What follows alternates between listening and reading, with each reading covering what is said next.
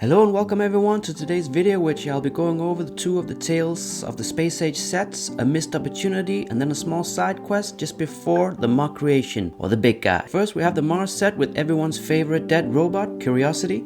I love this set. I'm not sure what I love most about it. Maybe the color gradients in the back, the small mountains, even the stars, or the little cute Mars lander. All 10 out of 10. It's a simple build, so simple in fact that I didn't buy it. It's homemade. Well, I didn't buy it yet, I suppose. It's on a very long short list of sets to get. I'll show you how these small stars are made in the next one, which is the spaceship launch. This is my favorite of them all. Absolutely amazing. It's just beautiful. And in a rare occasion, I'm gonna say that my version is actually better than the original, because I really upped the smoke, so to say.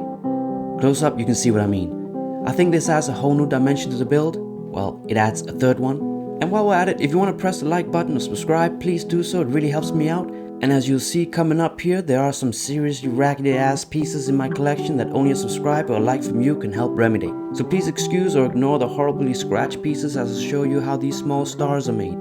From the back you can see it's just a small tooth bricks with the butt end in one of these 1x1s with a hole in it. It looks really creepy from the back here. Finally, I just want to give the last shout out for the spaceship here, made from just two pieces. It's just perfect. I love simplicity. 11 out of 10. Next, we have the missed opportunity. I mean, not to go in too much of a rant, but in the Tales of the Space Age, how can you not mention the only planet we've been to? It's a moon, you muppet. I did not keep it simple. In fact, I overcomplicated the shit out of this one.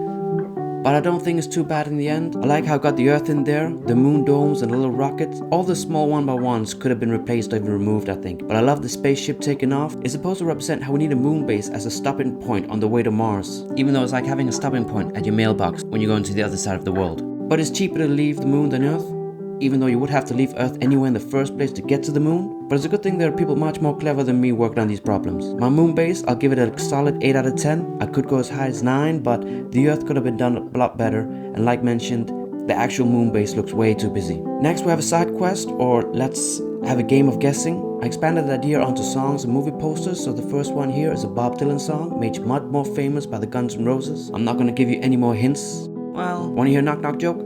Knock knock. Yeah, my fucking yard. Alright, moving on. Next we have the beginning of a movie poster. I don't know if I need much more hints than that, but I might continue these ideas in another video.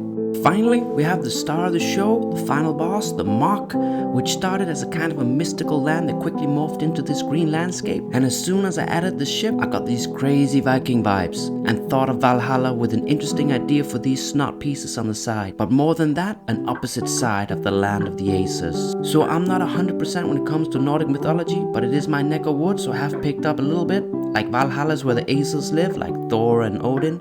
But on the other side of the wall, yes, there is a wall in Valhalla, keeping out Yedane, or the Jutuns, I think you pronounce it in English. In the middle here, I've added the Midgard worm, which is also a Yeti. Well, half and half. It's the bastard child of Loki. I originally thought of making a giant Yeti, trying to break over the wall. But let's be real, I'm not there yet. So I had to compromise and made Fenrir, the wolf.